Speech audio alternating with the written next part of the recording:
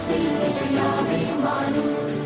இதயம் ரெண்டும் சேரும் ஒரு புதிய பருவம் பாடும். இந்த ஆசை தேயோசை இசையாகும்.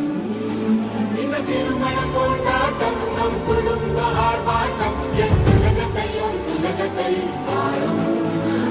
இந்த அதிசய கல்யாணம் நம் இதயம் வரையும் கோலம் என் உலகத்தையும் வாழும்.